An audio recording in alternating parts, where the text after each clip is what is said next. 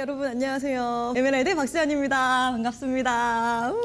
제가 오늘 소개해드릴 책은요, 바로 이 파이프라인 우아라는 책입니다. 일단 되게 가벼워요. 되게 얇고 그냥 주머니에 쏙 넣어서 갖고 다니기 굉장히 편한데 가격도 굉장히 착한, 요즘 책값도 되게 비싸졌잖아요. 막상 내용을 들여다보면은 단순한 책이 아니라 이 안에 담고 있는 본질적인 통찰이 굉장히 귀한 가르침을 지금까지도 주고 있는 하나의 도전이라고 볼 수 있는 책입니다. 그래서 오늘 제가 파이프라인의 우아를 한번 소개해드리도록 하겠습니다. 머릿말을 먼저 보시면요, 이렇게 딱 나와요.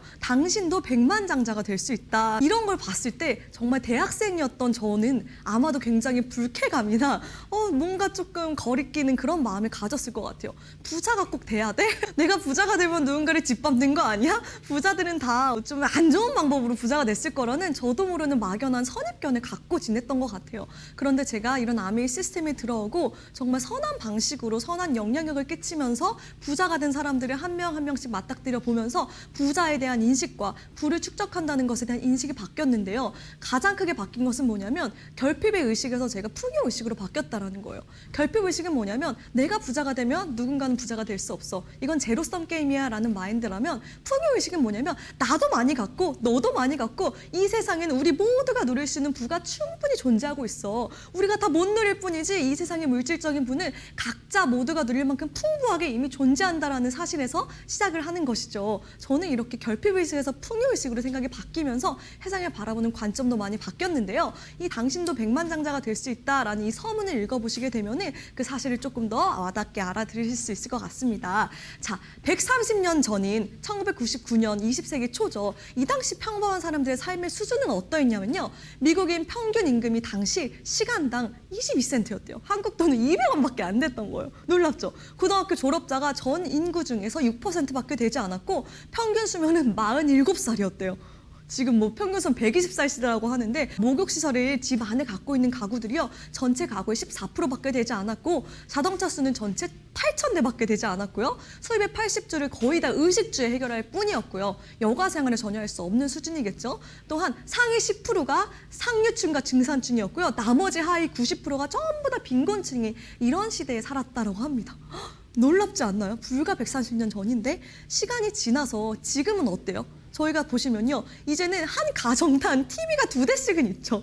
그리고 자동차도 이 기본이 2대는 있는 것 같아요. 그렇죠? 욕조시설 없는 집 없고요. 계속 소득은 늘어나고 여가 시간을 즐길 수 있는 것도 늘어나고 가처분 소득도 늘어나고 있지만, 놀라운 사실은 가구당 소득이 늘어남에 따라서 가구당 부채와 노동 시간 또한 늘어났다라는 거예요. 겉으로 보면 외향적으로 보기에는 와, 정말 많은 게 바뀌고 발전했네 라고 보겠지만, 중산층의 삶, 평범한 사람들의 삶은 그저 직장을 다니면서 월급에 의존해서 생활하는, 크게 벗어나지 않는 삶을 지금까지도 누리고 있다는 것이죠. 자, 이 가처분 소득이라고 하는 게 뭐냐면 소득 중 내가 자유롭게 처분이 가능한 돈, 실소득이라고 내가 마음대로 쓸 수 있는 돈을 뜻하는데요. 사실상 이 가처분 소득은 계속 늘어나고 있었지만 최근 들어서 2019년에 이르러서 가처분 소득이 마이너스로 추락을 했다라고 합니다. 평범한 사람들이 이제 누릴 수 있는 자유소득이 점점 줄어들고 있는 형편이고요. 또한 얼마 전에 뉴스를 봤는데요. 행복 수명과 기대 수명의 격차라는 뉴스를 봤습니다. 이건 뭐냐면 한국인들의 기대 수명이 83세라고 치면요. 행복 수명, 내가 정말 행복하게 노후를 만끽하면서 살 수 있는 수명은 정작 74세밖에 되지 않는 거예요. 그럼 그 남은 8년의 갭을 무엇으로 채울 것인가? 그 8년 동안은 어쩔 수 없이 불행할 수밖에 없다라는 거예요. 그게 평균적으로 나온다라는 것이죠. 저는 이 행복 수명이라는 개념을 생각하면서 한 가지 또 떠오른 개념이 있는데요. 이건 바로 자유수명이라는 것입니다. 자유수명은 뭐냐면 우리가 평생의 수명의 기간은 뭐 100살, 120살이라고 하지만 내가 평생의 삶의 기간 중 진짜 자유롭게 내가 원하는 것을 하면서 자유롭게 살 수 있는 기간은 과연 얼마나 될까? 120세 시대에서 나의 자유수명은 과연 얼마나 될까 하는 질문을 한번 던져볼 필요가 있는 것 같습니다. 그렇다면 왜 이렇게 우린 열심히 일하는데 주변을 돌려보면요, 열심히 일하지 않는 사람이 없어요. 각자 열심히 최선을 다해서 일을 하지만 항상 시간적, 경제적으로 허덕이고 쪼들리는 그런 상황에서 벗어날 수가 없다라는 것이죠. 거기에 대해서는 두 가지 답변을 이 책에서 주고 있는데요. 첫 번째는 뭐냐면 아무리 노력해도 원하는 성과를 거둘 수 없는 시스템을 선택했기 때문이라는 것이죠. 왜 이런 말이 있습니다. 패자들은 목표를 갖고 승자들은 시스템을 갖는다. 정말 궁극적으로 중요한 건 개인의 역량이나 목표보다도 그 사람이 어떠한 시스템 속에 속해 있느냐가 이 사람이 인생의 방향이 결정짓는다라는 것이죠. 두 번째는 뭐냐면 돈을 벌고 재산을 모으는 것에 대한 기본적인 인식, 다시 말하면 금융 지식이라고 하는 것에 대한 것이 굉장히 부족하다라는 것이죠. 저 또한 학교를 다니고 대학교에서 공부를 했지만 그 누구도 저에게 이 금융 지식에 대해서는 알려준 사람이 없었어요. 제가 이 시스템에 와서 공부를 하기 시작하면서 금융 지식이라는 게 이런 거구나. 가장 기본이 되는 수입이 어떠한 개념이고 자산이 어떠한 개념인지부터 이런 공간에 와서 배우기 시작했다라는 것이죠. 자, 그래서 이 저자는 질문을 남깁니다. 평범한 사람이 백만장자 대열에 오르는 게 과연 가능할 거라고 생각하느냐? 묻습니다. 여러분의 생각은 어떠신가요? 가능하다고 생각하십니까? 여기에 대한 답을 드리자면요. 오늘날의 백만장자의 80% 이상이요. 자수성가한 사람들이라고 합니다. 결코 부모 세대로부터 유산을 물려받은 사람들이 아니라 스스로 자수성가해서 부를 이룬 사람들이라고 하는 것이죠. 그러면서 자수성가해서 백만장자가 되는 방법을 3단계로 이 책에서 설명을 하는데요. 첫 번째는 돈을 벌고 재산을 모으는 방법을 이해한다이고요. 두 번째는 성공 가능성이 검증된 돈을 버는 방법을 그대로 모방한다입니다. 3단계는요. 인내심을 갖고 끈기 있게 도전하는 것이죠. 이 이해, 모방, 인내심을 갖고 도전하는 이 3단계의 차원에 걸치면요. 그 누구라도 아무리 배경이 없고 아무리 학벌이 없고 그 어떤 조건이 안 되더라도 누구나 백만장자가 될 수 있다고 이 저자는 강력한 메시지를 보내고 있습니다. 그리하여 나온 책이 이 파이프라인의 우화인데요. 수세기 동안 이렇게 자수성가해서 백만장자가 된 이런 부자들이 입증해왔던 성공 시스템을 총망라한 책입니다. 쉽게 말하면은 정말 간단한 예화를 들어서 어떻게 부자들이 지금 우리가 아는 부자들이 되었는가를 너무 쉽게 설명을 해주고 있습니다. 그래서 사실 굉장히 유명하기 때문에 이렇게 유튜브에도 치시면요. 파이프라인 우화에 대한 내용이 너무너무 많이 나오고요. 지금까지 그가 쓴 7권의 책이요. 10개 언어로 번역이 되면서 세계적으로 200만 부 이상이 팔렸다라고 합니다. 굉장히 뛰어난 자수성가하신 분이죠. 서문에 어떤 얘기를 하냐면 본인의 아빠 얘기로 이 책을 시작을 하십니다. 나는 지금도 45년 전에 우리 아빠 석양해지는 그날에 체스를 두면서 얘기했던 그런 내용들을 되새긴다 하면서 아빠에 대한 추억을 회상을 합니다. 어떤 내용을 얘기하냐면 이분의 아빠가 굉장히 유명한 사업인이셨어요. 엄청난 다양한 사업체를 소유하신 정말 뛰어난 억만장자였는데 1959년도 역사적인 그 해죠. 그때 쿠바 피델 카스트로 정권이 공산주의 혁명을 수립을 하게 되면서 공산 정권을 수립하게 되면서 지금까지 자기가 구축해온 사업체를 몽땅 두고 외국으로 이제 나올 수밖에 없는 상황에 처하신 거예요. 그러니까 너무 아깝죠. 그렇게 힘들게 만들어놨는데 그리고 나서 타고난 사업적인 기질을 가지고 다른 나라에서도 열심히 사업을 구축하려고 노력하셨으나 워낙에 정신적인 타격도 컸고 심장병이 도졌기 때문에 크게 성공을 거두지 못하시고 이제 세상을 떠나신 거예요. 하지만 그의 하나뿐인 아들에게는 매번 시간이 날 때마다 앉혀놓고 너는 너의 파이프라인을 구축해야 된다. 파이프라인은 생명선과도 같다. 그 누구도 간섭할 수 없도록 너의 독립성과 통제력을 네가 확보할 수 있도록 반드시 너의 소유의 사업을 해야만 해. 이 파이프라인은 많으면 많을수록 좋아. 이거는 생명선이기 때문에 네가 파이프라인을 한 가지만 갖고 있다면 너는 하나의 생명선을 갖고 있는 거고 많을수록 훨씬 안전하단다. 이 메시지를 계속 각인을 시켜줬던 거예요. 왜? 이 자녀만큼 나처럼 되지 않게 하기 위해서이죠. 그래서 이 아빠의 가르침을 늘 되새기다가 이분이 어느 날 부자 아빠 가난한 아빠 책을 쓴 로버트 기요사키의 한 CD를 들으면서 그 책에서 나온 어떤 그 예화를 인용을 해서 착안을 해서 새롭게 책을 3개월 만에 쓴 책이 바로 이 파이프라인의 우화입니다. 그래서 한번 스토리를 본격적으로 알려드릴게요. 자, 보시면요. 1801년 이탈리아 중부의 어느 마을에요. 브루노와 파블로라는 두 동갑내기 청년이 살고 있었어요. 그래서 이 청년들은 너무나 꿈도 많고 이 마을에서 나는 가장 큰 부자가 될 거라는 꿈을 공통적으로 갖고 있었고 굉장히 친한 사이였어요. 그래서 뭔가 기회가 없을까 늘 고민하던 차에 마침내 기회가 찾아오는데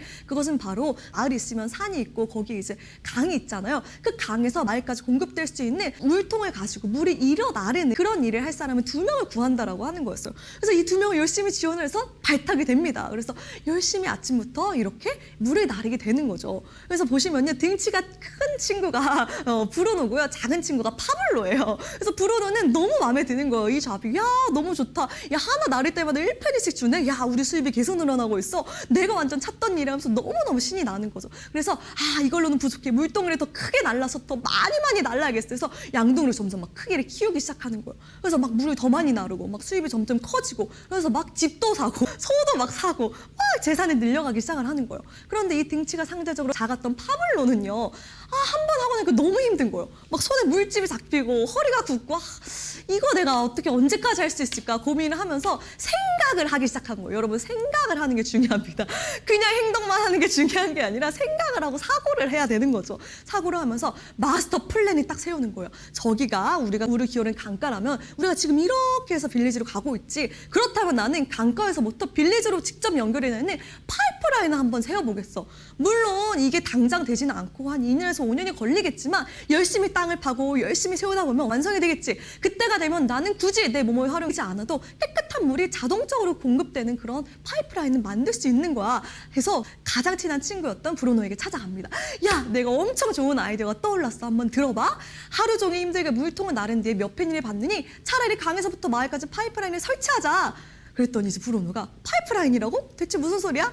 그건 말이야. 설명해 주기도 전에 그만둬. 물통을 나르는 일 정말 좋은 일거리야. 나는 하루에 100통은 나를 수 있어. 그럼 하루에 1달러나 벌 수 있잖아. 나는 그럼 부자가 되고 새 신발도 사고 튼튼한 당나귀도 사고 집도 장만할 수 있어. 이건 너무 좋은 일자리야. 더군다나 주말에는 쉬게 해주고 우리 1년에 2주일이나 유급 휴가도 보내주잖아. 야, 이것보다 좋은 게 어디 있어. 야, 2번 다시 너 파이프라인 이야기 내 앞에서 꺼내줘도 말고 입을 싹 다물어 버리 한 거예요.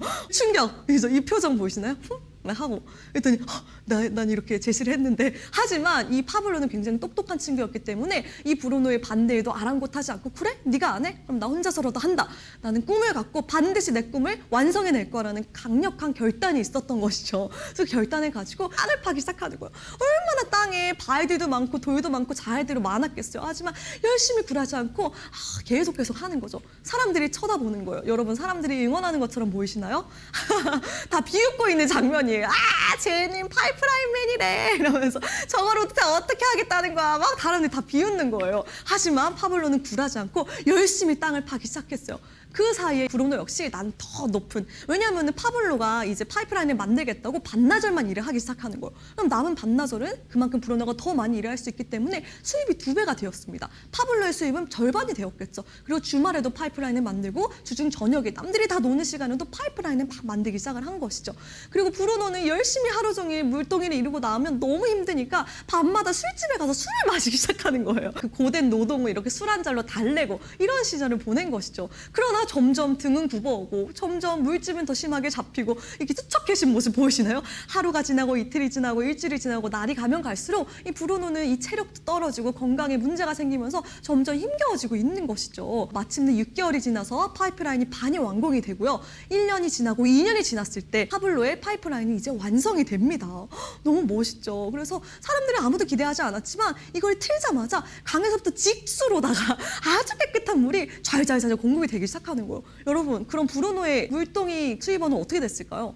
당연히 잘렸겠죠. 더 이상 물동이가 필요하지 않기 때문에. 브루노는 이제 실직자가 돼가지고 술집에서 계속 술을 마시고 시작하고, 이 파블로는 반대로 내가 잠을 자고 있을 때에도 열심히 맛있는 음식을 먹을 때에도 해외 여행을 가 있을 때에도 본인이 구축해놓은 파이프라인을 통해서 물이 계속적으로 공급이 되므로 말미암아 자유롭고 행복한 삶, 돈으로부터 걱정이 없는 그런 자유로운 삶을 누리게 되었다라는 대화입니다.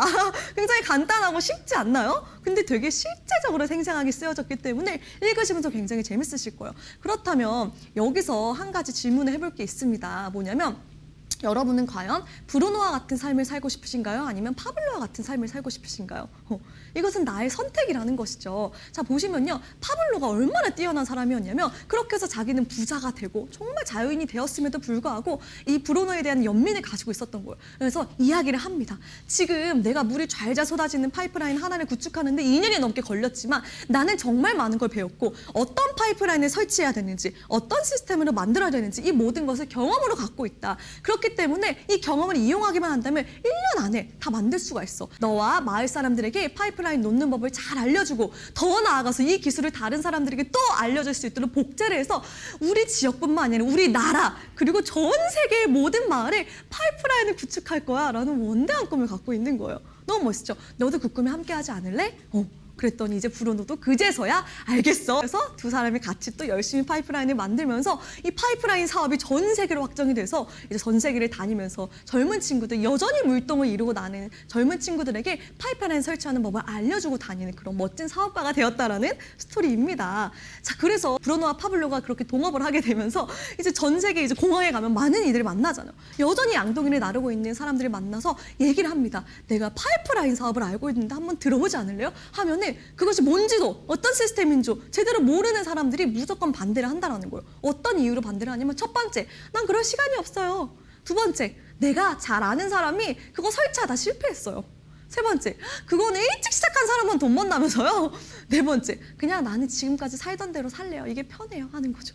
다섯 번째, 파이프라인을 설치하라는 속임속에 걸려서 돈을 날린 사람 알고 있대. 이렇게 막 얘기를 하고 반대를 하기 시작하는 거예요.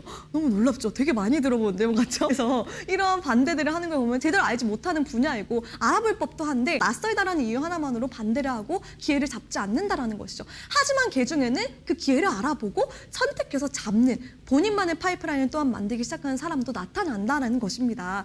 그래서 이 물동이 나리는 것이 당연시되는 이 세상에서 파이프라인을 구축한다는 것이 굉장히 중요하다는 것이죠. 주변을 한번 살펴보시면요. 대다수의 사람들이요. 본인의 수입을 파이프라인 수입에 의존해서 살아가고 있습니다. 너무나 많은 사람들이요. 미래의 비전을 보지 못하고 현재의 삶에 안주하려고 하고요. 대다수의 사람들이 물통을 이루면서 사는 것을 당연하게 생각해요. 왜? 옆 사람도 그 옆 사람도 옆 사람도 옆 사람도 천이면 천 명이 다 물통 나르고 사는데 뭐 다를 게 뭐가 있어? 라고 생각을 한다는 것이죠. 그래서 여러분들은 무엇을 원하십니까? 하지만 지금 코로나 시대에 맞닥뜨리게 되면서 이 질문은 조금 바뀌어야 될 것 같아요. What do you want가 아니라 What do you need라는 질문으로 바뀌어야 될 것 같습니다. 여러분들은 무엇이 필요하십니까? 어떤 수입원이 필요하십니까? 이 양동이 수입, 이거를 우리가 노동 수입이라고 이야기를 하죠. 시간과 돈을 1대1로 맞바꾸는 수입원이기 때문에 내가 언젠가 일을 하지 못하는 순간이 온다면 수입도 끊기기 때문에 다른 말로 이 소득원은요, 임시소득이라고도 한다라는 것이죠. 반면에 파이프라인 수입, 내가 만드는데 구축하는 데는 시간이 걸리더라도 한번 구축해 놓으면 영원히 마르지 않는 꾸준히 들어오는 옹달샘과 같은 수입원인데요. 이 수입원은 우리는 인세소득 혹은 자산성 소득, 비활성 소득, 연금 소득이라고 한다는 것입니다. 이 두 가지 소득 중에 나에게 필요한 소득은 무엇인지 한번 생각할 필요가 있는 거예요. 다시 말하면 수도꼭지를 틀면 돈이 잘잘 흐르는 이런 소득원 너무너무 갖고 싶지 않으신가요? 또한 시간이 지나면 지날수록 수입이 줄어드는 것이 아니라 시간의 지남에 따라 나의 소득원도 점점 복리의 개념으로 커질 수 있는 이런 소득원을 원하십니까? 네, 브루노와 파블로의 두 가지 외를 제가 한번 비교해 드릴게요. 브루노는요, 우물에서 마을까지 버켓을 통해서 양동이를 통해서 수입원을 이동을 시켰죠. 그렇다면 여기서는 수많은 변수들이 나타날 수가 있습니다. 만약 당장 내일 여러분들의 수입이 사라진다면, 만약 당장 내일 여러분들이 직장에서 쫓겨나는 상황이 벌어진다면, 혹은 병에 걸린다면, 불의 사고로 장애를 겪게 된다면, 저축해놨던 모든 돈을 병원비로 다 쓰게 된다면, 혹은 비상시를 대비해서 모아뒀던 돈을 다 잃어버리게 된다면 여러분들은 어떠실까요? 안전하십니까? 이걸 한번 스스로 질문을 해봐야 된다는 것이죠. 이런 생각을 하지. 아, 그래, 안 되겠어. 지금 힘이 있을 때 더 큰 물통을 날라야겠어. 물통을 막 크게 막 하는 거예요. 그래서 막 쇠물통을 썼다가 이제 플라스틱으로 갈아탔다가 이제 막 디지털 물통으로 갈아타기 시작합니다. 하지만 디지털이든 쇠든 플라스틱이든 간에 물통은 물통일 뿐이에요. 물통을 나르고 있다는 사실에는 변함이 없는 것이죠. 더 큰 물통을 나르는 것으로는 대안이 되지 않는다는 것입니다. 이 물통을 나르는 사고에 익숙해진 사람들은요, 특징이 뭐냐면 그 대대손손 엄마의 모습, 부모의 모습을 보고 그렇게 자라온 것을 굉장히 학습화되고 습관화되었다라는 거예요. 그렇기 때문에 물통을 나르는 범위 안에서만 해법을 찾는 거예요. 아버지 같은 경우는 물통 하루 종일 나르고 와서도 아, 퇴근이나 주말에 물통을 나르는 일을 또 한번 찾아봐야겠어. 또 다른 물통을 찾아 헤매요. 그리고 예전에 결혼하기 전에 물통을 나르시는 어머니도 또한 아, 이제 애들이 컸으니 예전에 하던 물통 나르기를 좀 해볼까? 하고 또 물통 나르기를 시작하시고요. 아, 이제 아이들이 방학했으니 야, 니들도 가서 물통 날라. 이렇게 되는 거예요. 대다수의 가정들이 이런 모습이지 않나요? 그렇다면 우리가 알아야 될 건 뭐냐면 물통을 나르지 않으면 수입은 없다. 이것은 시간과 돈을 맡겨야 하는 굉장히 큰 함정인데요. 사람들이 착각하는 것이 더 큰 물통을 나르면 낫겠지. 예를 들어서 패스트푸드 알바하는 사람과 의사, 전문직 의사의 물통 크기는 당연히 차이가 나요. 10배 이상 차이가 나지만 그들이 돈으로부터 자유로울까요? 10배 이상 큰 물통을 진다고 해서 돈으로부터 자유롭지가 않는다라는 것이죠. 물통을 나르는 사람의 연간 소득을 봤을 때요, 수입이 커진 만큼요, 물동이를 쏟았을 때 드르르르 지출이 나가는 양도 굉장히 커지기 때문에요, 결국은 언젠가 나르지 못한 순간이 오면 나는 수입이 제로가 된다라는 사실에는 변함이 없다라는 것이죠. 결국은요, 모든 물통은 크기와 상관없이 마르기 마련입니다. 아직도 물통에 매달려 여러분의 현재와 미래를 보장받고 싶으신가요? 물통을 나누는 대부분의 사람들은 틈틈이 물통을 나누는 순간 틈틈이 남는 시간을 활용해서 파이프라인을 설치합니다.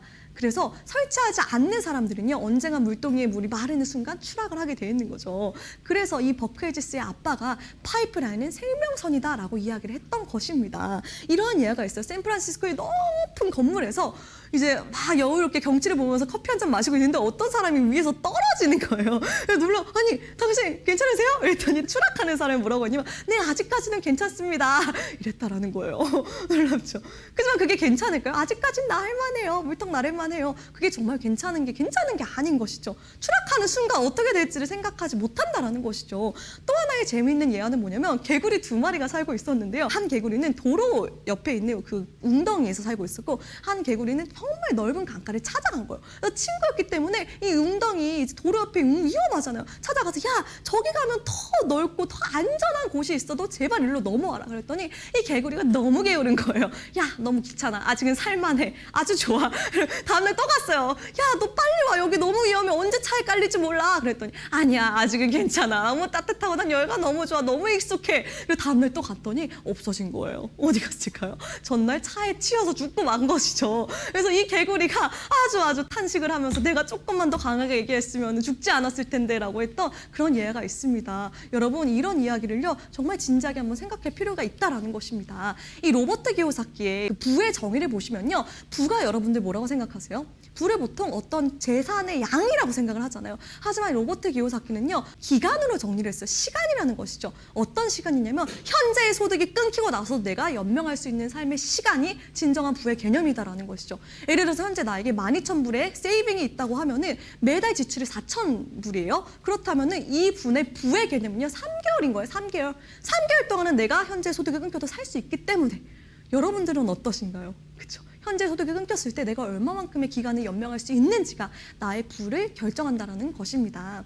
그래서 파블로의 외를 한번 볼게요. 파블로는요 궁극적으로 자동화 시스템을 구축을 했습니다. 그래서 사실 브루노를 생각하면 되게 안타까워요. 누구보다 열심히 아침부터 저녁까지 일을 했어요. 물론 파블로도 열심히 일을 했지만 일의 양으로 놓고 비교했을 때 누가 누구보다 더 열심히 노력했다라고 할 수는 없어요. 단지 이것은 노력의 양이 아닌 노력의 방향성이 문제였던 것이죠. 노력의 방향성은 어디에 내가 조준을 맞추냐에 따라서 그 결과물이 천차만별로 달라지게 된다는 것이죠. 그러면서 이 책에서 나오고 있는 몇 가지 레버리지의 예가 있습니다. 1444년도에 독일의 활판 인쇄술 발명자 요하네스 구텐베르크가 뭘 만들었는지 아시죠, 여러분? 인쇄기를 만들었습니다. 그래서 그 전에 당인들이요 1대1로 일일이 이제 이걸 다 써가지고 정말 비싼 가죽에 의해서 평범한 사람들은 책이라는 걸 만져보지도 못했어요. 워낙에 비쌌기 때문에. 하지만 이 인쇄기가 발명이 되면서 1년에 걸쳐서 써야 될 것을요 단 1시간 만에 투투투투 쓸 수 있는 생산성이 증대가 된 결과이죠. 1의 노력을 투입했을 때 1의 결과를 얻었다면 지금 100, 1000, 만, 10만, 100만의 결과를 얻을 수 있는 지렛대 원리가 적용이 된 것입니다. 이 지렛대 원리가 적용이 된 모든 것들이 파이프라인이라고 보시면 되는데요. 아르키메데스는 이런 말을 했습니다. 나에게 충분한 지렛대를 준다면 나는 지구도 들 수 있다라는 것이죠. 아니 지구도 들 수 있는 지렛대를 왜 우리 삶에 적용을 안 해볼까요? 적용을 해본다면 너무나 좋겠죠. 또 하나의 예시가 있는데요. 고대 중국 황제가요. 체스 게임에 푹 빠진 거예요. 그래서 체스 이거 너무 재밌다 해서 이 체스 게임을 발명한 사람은 내 앞에 내려오너라 해가지고 명령을 내린 거예요. 아, 네가 정말 훌륭한 게임을 발명했기 때문에 나에게 이렇게 큰 즐거움을 주었고 네가 원하는 무엇이든지 상을 내리겠노라 하고 뭐든지 얘기해봐 얘기했던 거예요. 그래서 이 체스를 개발한 사람이요 고민을 하다가 그렇다면 저는 이 체스 칸에 첫 칸에는 한 알, 두 번째 칸에는 2알, 그 다음 칸에는 4알, 8알, 16알, 이렇게 32알 이렇게 그 전 칸에 2배가 되는 양의 쌀 알을요 계산해서 저한테 주세요 라고 얘기한 거예요. 그랬더니 왕이 듣고 속으로 비웃은 거죠. 아니 뭘 달라고 해도 다 줄 텐데 얘 바보구나 고작 쌀을 달라고 에이 이러면서 그래 갖고 와봐 해서 이제 신하들이요 요만한 붓자루에 쌀을 갖고 오고요. 그랬더니 이제 체스 만든 사람이 이제 묻는 거죠. 그걸로는 택도 안 될 텐데요 하고 이제 하나씩 세어보기 시작한 거예요. 그래서 첫 칸에 하나를 넣고 두 알, 내야 이렇게 넣기 시작하니까 이제 사람들이 점점 표정이 굳어가기 시작하는 거예요. 이게 복리의 원리로 배가의 원리가 적용해서 커지는 그 속도를 보니까 장난이 아닌 거죠. 그래서 두 줄이 딱 되고 나서 왕이 스탑시켰어요. 안 되겠다. 그리고 수학자들이 다 전국에서 불러가지고 이 체스 끝까지 가면 도대체 몇 알이 필요한지 계산을 해보자라고 해서 머리 싸매고 계산을 해보니까 놀랍게도 1800만. 이거 숫자 보이세요? 읽을 수도 없어. 너무너무 많은 숫자예요. 그래서 그 당시 존재하는 쌀의 10배가 되는, 그러니까 줄 수가 없는 양이었던 거예요. 그 양을 줘야 되는 입장에 놓이게 된 거죠. 그래서 결국엔 큰 땅, 아주 비옥한 땅을 선물을 내리면서 그 체스 만든 사람도 대대손손 잘 살고 이 배수의 원리에 놀라운 하나의 스토리가 되는 것이죠. 이만큼 지렛대 원리, 배가의 원리가 굉장히 중요하다는 것이죠. 질문을 드릴게요. 한 명이서 세 명에게 무언가를 전달하고요. 그 세 명이 또 자신이 아는 세 명에게 무언가를 전달을 했어요. 그런 식으로 10단계가 내려갔다고 가정을 해볼게요. 그렇다면 총 몇 명에게 내가 처음에 전달하고자 하는 내용을 전달할 수 있을까요? 제가 3명에게 알리고 그 3명이 또 3명에게 알리고 그 3명들이 또 각각의 3명에게 알리고 이런 식으로 10단계가 내려갔을 때 제가 이 질문을 굉장히 많이 하고 다니는데요. 대부분 많아봐야 몇천 명? 조금 더 스케일 크게 하는 친구 뭐 10,000명? 이렇게 얘기를 하는데 대부분 10,000명까지 가시잖아요. 몇천 명이라고 생각해요. 하지만 정답은요. 정말 놀랍습니다. 몇 명이냐면 8만 명이에요. 8만 명.